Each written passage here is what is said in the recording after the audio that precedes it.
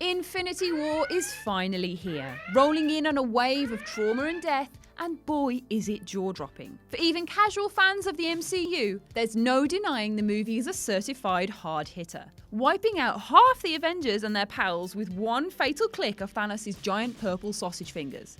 What a dick. Whilst the film is undeniably a main feature for the scrotum chin giant, bringing about a nuanced, incredibly powerful portrayal of villainy that often goes overlooked in Marvel titles, it also serves as essentially Guardians of the Galaxy Volume 3. And yes, I know James Gunn's actual movie comes out in 2020, but the central narrative of Infinity War isn't arguably too tightly interwoven with the Guardians to view it in any other way. Where the Avengers and their pals often serve as little more than cameos in large part, each of the integral members of our favourite space outfit has a narrative arc that coalesces into a strong central storyline, developing character, offering relief, and defining their future with catastrophic effect.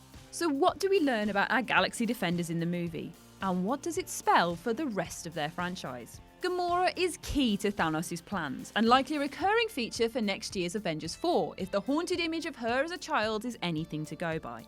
In Infinity War, we see Gamora in her entirety, the stoical hard woman of the group revealed down piece by piece to show us exactly how she became the most deadly woman in the universe. It's the first time she's shown in full vulnerability, which isn't something to be taken lightly. We watch as her family is taken and her race effectively wiped out, with Thanos choosing the young Gamora to adopt for her strength in the face of hopelessness. This sets us up for some of the most adept emotional beats in the franchise, playing off Gamora's ingrained conflict at her father, that even in believing him to be dead, she's still heartbroken at the loss. They love each other, no matter how begrudgingly, and this is reciprocated in Thanos' devastation at having to lose the one thing he cares about to complete his quest to save the universe from itself. Gamora's newfound vulnerability has been built up in effective steps throughout the previous Guardians of the Galaxy movies with Peter Quill, and rekindling the relationship with Sister Nebula. It's ironic to see that this destruction of her walls, something we've pined to see with the lovable Star-Lord throughout two precious movies,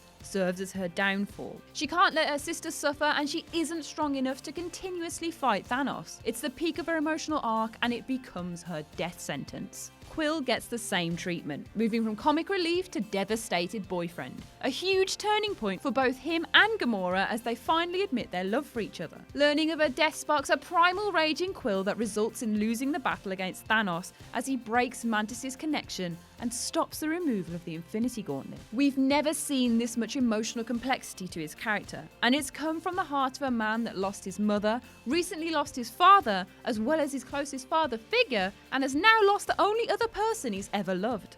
Star-Lord's character development has always been integral to the Guardians of the Galaxy films, and this one is no different, tying in tightly with the previous two installments. It's the sort of thing we'd expect in a standalone, exploring the characters' psyches and developing on from their own films in intricate, important detail.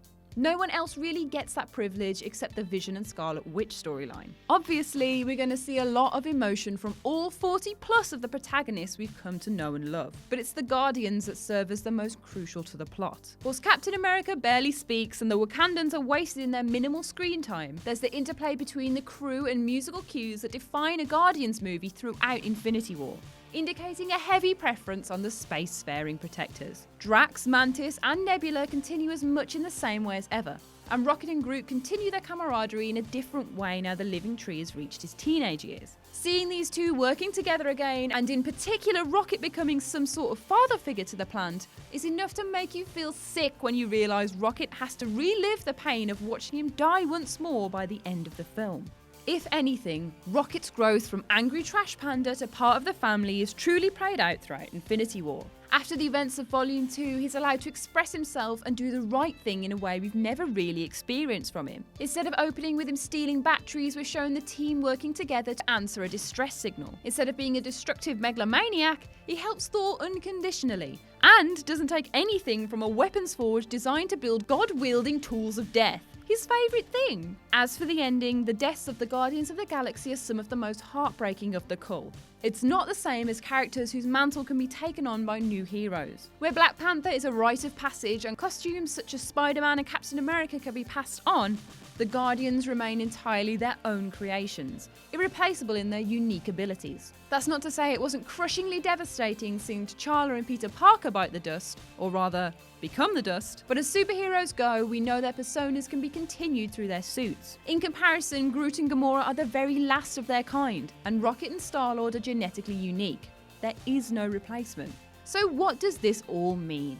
Recapping the events of Infinity War is one thing and reveals the weight of the Guardians of the Galaxy within the film, to the point that the latest Marvel movie hits all the beats of a standalone film encapsulated in an Avengers shell. Guardians of the Galaxy Volume 3 is reliant on the events of the Avengers movies, but should be able to prop itself up within its own timeline, meaning the deaths of all but Rocket will definitely be reversed. There's no way they'll be able to salvage a movie without its key audience-drawing characters, or have time to set up new ones in Avengers 4 when they'll be dealing with the aftermath of Thanos' actions. If we look outside the movies, James Gunn has already confirmed Mantis will be in Volume 3. Enough clue that the rest will be coming back with her. I don't think anybody wants a Mantis-led Guardians of the Galaxy. For one step further, if we go totally literal, then the introductory song of the Rubber Band Man in the Guardians' first appearance is a strong indicator that they're going to bounce right back. Now Doctor Strange is dead and the Time Stone has been turned into a glorified glove buckle.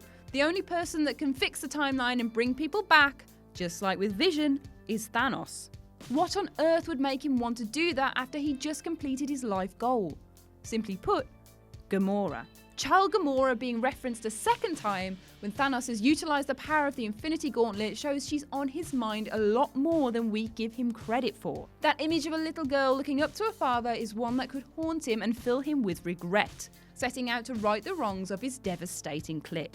We know the gauntlet is still usable even if it doesn't look very pretty anymore, as Thanos manages to teleport away with it, meaning the Time Stone might just be salvageable. It also explains why Strange gives the stone to Thanos rather than letting Tony die when he always claimed he would put its protection first. He's seen over 14 million futures, and there's only one possible timeline where the Avengers win.